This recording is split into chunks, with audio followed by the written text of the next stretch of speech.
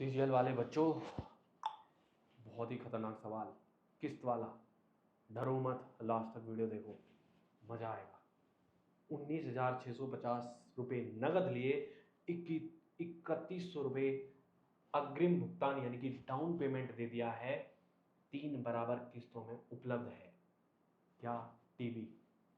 एक दुकानदार वार्षिक चक्रवृद्धि ब्याज 10% की रेट से ब्याज लेता है।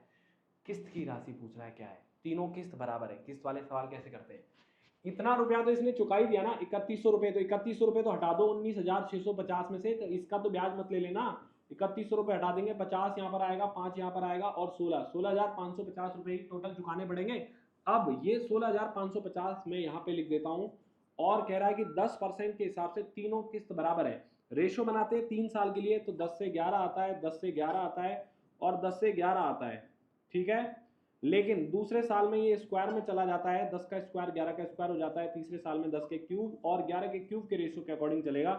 यहां पर ये जो वैल्यूज होती हैं अपने पास, इनको ज्यादा समझाऊंगा नहीं मैं, क्योंकि इसका कॉन्सेप्ट आपको समझना चाहिए। इनको जोड़ने पर प्रिंसिपल आता है, इनको जोड़ने पर हमारे पास अमाउंट आता है। लेकिन बोल रहा है कि तीनों ये जो वैल्यूज हैं तीनों अलग अलग, इनको बोलते हैं हम इंस्टॉलमेंट। ये तीनों सेम दे रखी है।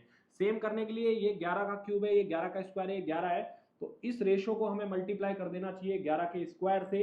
इस रेशो को मल्टीप्लाई कर देना चाहिए 11 से, ताकि ये तीनों किस्त बराबर हो जाए। तो 11 का स्क्वायर 10 से गुणा होगा, तो ये वैल्यू आएगी 121, 1210।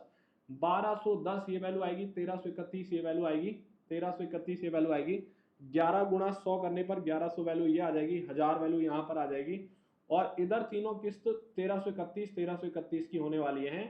हमारे पास में जो प्रिंसिपल है इनका जोड़ 1100 और 1200, 2300, 3300, 3310 आएगा। 3310 की वैल्यू हमें दे रखी है, ये 3310 की वैल्यू दे रखी है। ये किस्त की राशि पूछ रहा है जो कि 1331 है, इसकी वैल्यू पूछ रहा है।